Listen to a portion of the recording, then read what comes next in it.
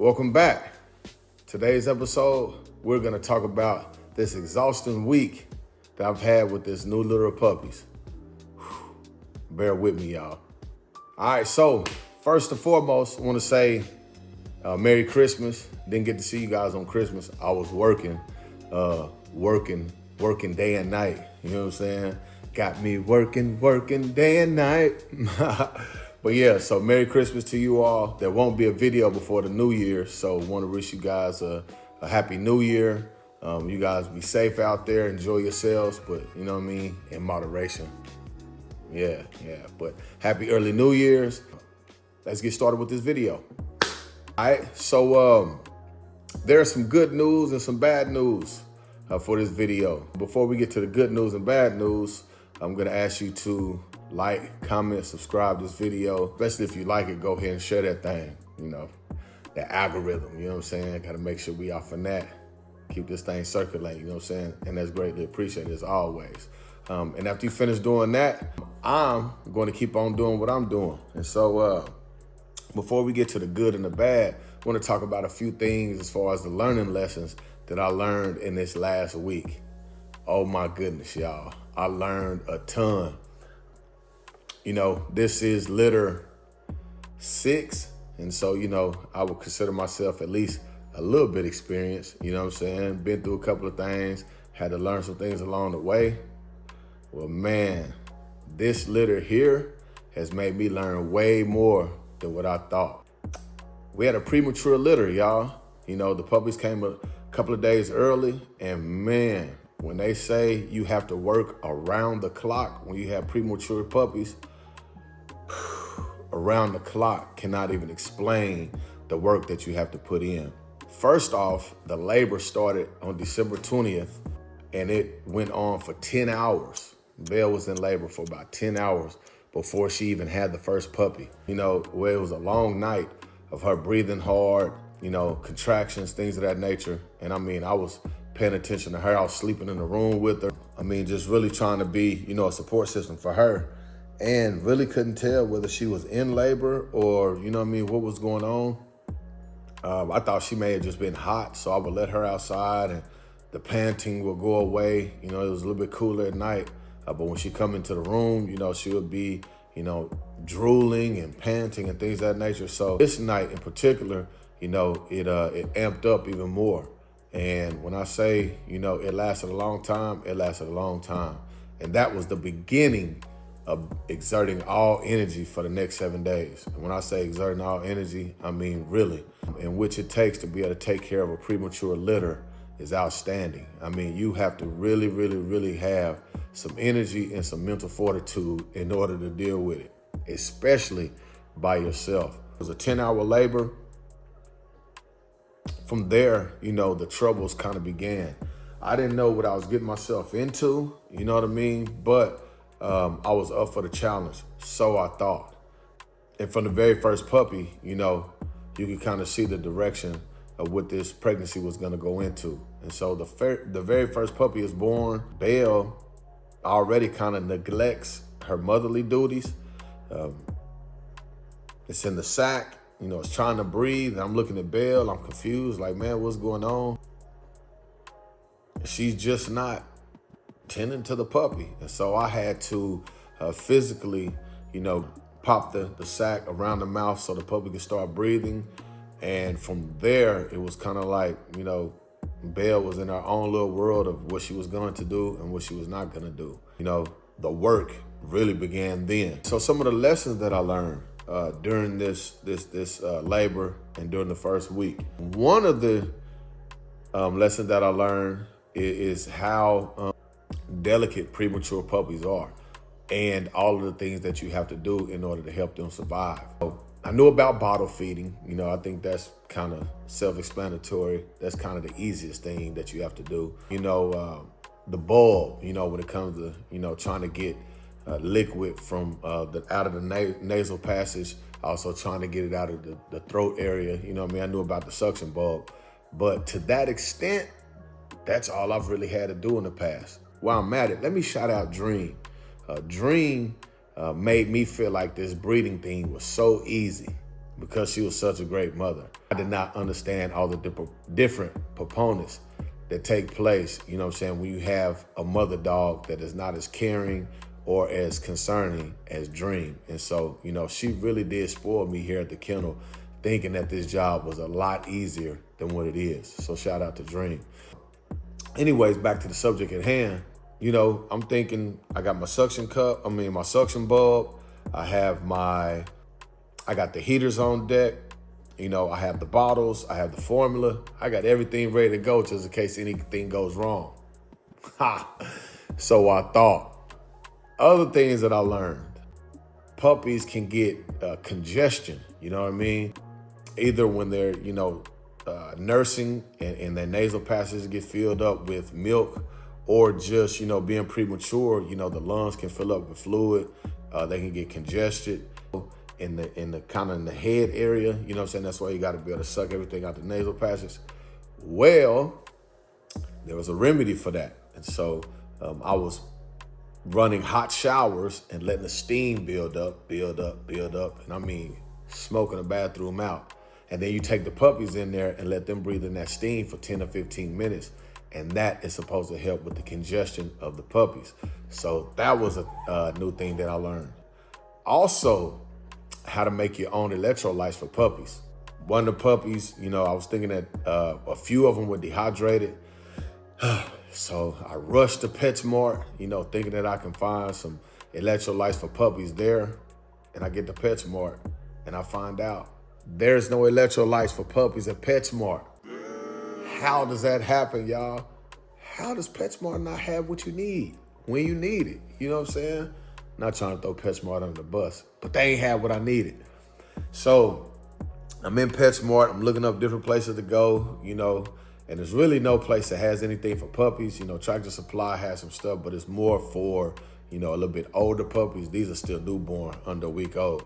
So look for home remedies, or not necessarily home remedies. And I see the formula in order to make your own electrolytes at home. So I come home, glad I didn't get a speeding ticket because I was mashing all the way home to get back to the puppies. And I made the concoction here at the house. And, the puppies drank it, and I think a few of them were hydrated eventually. I'll let you know if that remedy worked later on in the video, so stay tuned. Stimulation. Puppies, after they eat, they have to be stimulated up until they're 3 weeks old, by the mother to make them go to the restroom. And so usually eat about 8 to 12 times a day. And specifically, the mom licks the tummy area, the anal area, and the genital area, and that stimulates the puppies to go use the restroom, right? Belle was neglecting the puppies when it was time to do that. And so I had to manually do that myself. So I had to go get a warm rag, and I would, after they would nurse, I would rub them in those areas that's needed in order to stimulate them to use the restroom. And every 24 hours, you want to see, a puppy have a poop. If not, that could mean something's wrong with the digestive system. Belle had me working around the clock whenever she fed the puppies, to be stimulating the ones that weren't doing it on their own. And it was kind of weird because Belle was picking and choosing which puppy she would stimulate and which one she would not. And she would just look at me while I was trying to help the puppies and kind of be like, yep, that's your puppy, not mine. You know what I mean? And so I'm like getting frustrated with her, like, Belle, you a terrible mother. What are you doing? And I had some choice words for Belle because I was frustrated. And at most points, I was going on about 3.5 hours of sleep in 36 hours. I was waking up sometimes every hour and a half for them to feed, to watch the puppies. We already know Belle lost 6 puppies in her second litter, and some of the things that she did during that pregnancy and delivery. And so I wanted to make sure I could prevent that from happening. And so I was up on and on, hour after hour almost, making sure that she was taking care of the puppies. And through the midst of learning new symptoms of puppies, because I've never seen these things before, it seemed like every hour I was doing something new, learning something new, and that was just preventing sleep, So anyways, back to the point, I was stimulating puppies here at the kennel. He talking about exhausting. All right, so those are the things that I learned, in this great experience. I felt like after week 1, I could get my vet license. I mean, because it was so many different things that took place and that challenged me. You know what I mean? I just feel like I learned so much, and that going forward, I will be a better breeder. You know what I mean? And I wonder how much more could possibly happen with a litter than what has already happened. But I don't want to be like I was before, thinking that, man, I got this handled. I can do everything. I know it. I'm not going to make that mistake again. So I know there's a lot more to learn going forward, but I do feel a lot more prepared, in my breeding career, that I'll be able to do things to make sure, and I'll be able to notice things a lot faster and quicker than what I've recognized with this litter, to be able to do a better job. So, doing a better job, we might as well go into the bad news, right? Bad news. I'm gonna be vulnerable with y'all. This is tough for me to say because I feel like I'm a bad breeder. I feel like I didn't do a good job. I feel like I let myself down. I feel like I let customers down. I feel like I let the channel down. I feel like I let everybody down. The bad news is we lost 7 puppies this time. 7. Belle had 9 total.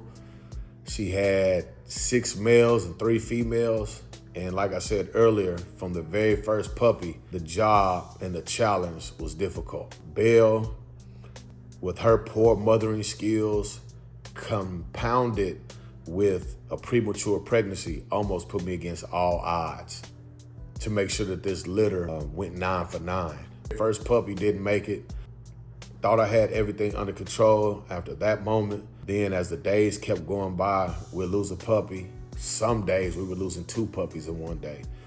And things turned for the worse so quick.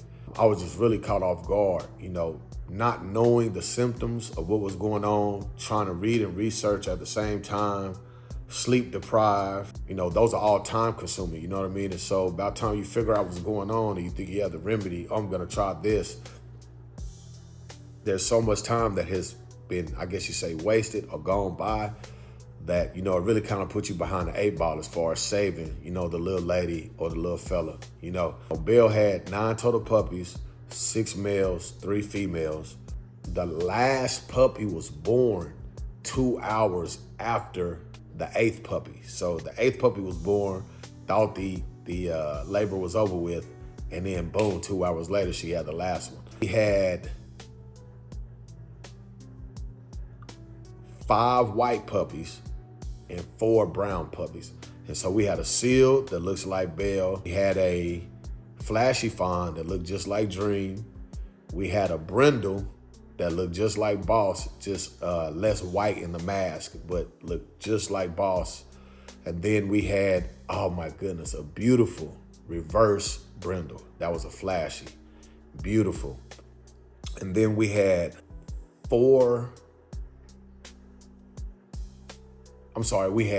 3 all-white puppies. And then we had an all-white puppy with the black patch over the eye. And then we had a white puppy that was all white and had 3 black spots on his back. So it was a diverse litter, more white puppies than, expected. But, 7 of the 9 puppies passed away. And when I say I did everything I could possibly do, I did everything I could possibly do.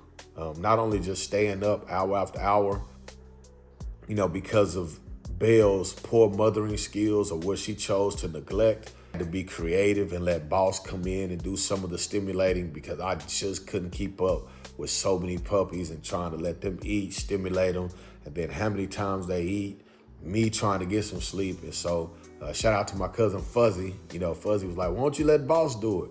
And, so I would have to put Belle outside, bring Boss in, and let him lick the puppies, clean them up and everything. He did a good job. But like I said, it was too much time elapsed with a few of the puppies. And about time I had made that decision or figured out to use that idea, they were kind of already downhill. But, I put my life on hold, things around the house that needed to be done, I didn't get to. At times I was so busy I couldn't even post shorts the way I wanted to. You know, it was just me. There was nothing else that consumed me more than the puppies. You know what I mean? I'm sleeping in the room with them. I mean, I'm sure somebody better leave in the comments more of what I could have done, but with the experience that I have and everything that was taking place with so many different puppies, I just didn't know anything else to do. And I think I did the very best job that I could do with the time given and the experience that I had. I know there'll probably be some comments, you know, why didn't you take them to the vet? Well, I just think, you know, taking them to the vet, it may have helped, but, you know, I've taken puppies that age to the vet before, and the puppy still ended up passing away. Even the vet couldn't do anything because they're just so young. Being under a week old, you know, just, you know, the chances of survival is low, especially with the litter being premature. And so, you know, I try to do things here at the house to be able to help. Unfortunately, I just didn't do a good enough job. So we had 7 puppies pass away. And that took a toll, you know. It makes you question, man, should I keep doing this? It makes you question, you know, should I not breed Belle anymore? It makes you question, you know, why I'm against, you know, so many different odds. You know, I've had things in life happen outside of the kennel that has put me behind the 8-ball in life. It's really been, you know, a challenge, the end of 2024, the whole year of 2025. And so it just felt like kind of overwhelming that, you know, just the world and the pressure was just on my back, you know what I mean? But, you know, I'm a soldier and I stood up and came back out fighting. To segue into the next point, we're gonna end on some good news. We had 2 puppies survive, you know what I'm saying? Yay! You know what I'm saying? You know, we did have 7 pass, but I am happy to say that we did save 2 puppies. You know, they're doing well and fine right now. Belle is doing a good job with them. I think, you know, because they were the strong ones, those are the ones that she tended to the most.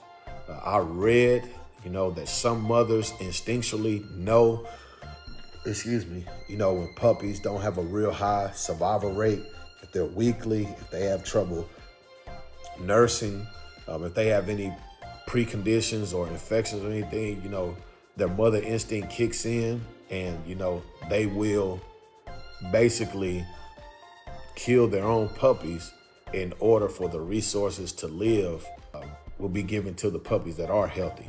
And so I don't know if that was the cause of Belle neglecting, or, you know, with so many puppies, with the litter being premature, she could kind of figure out which ones were going to make it and which ones weren't.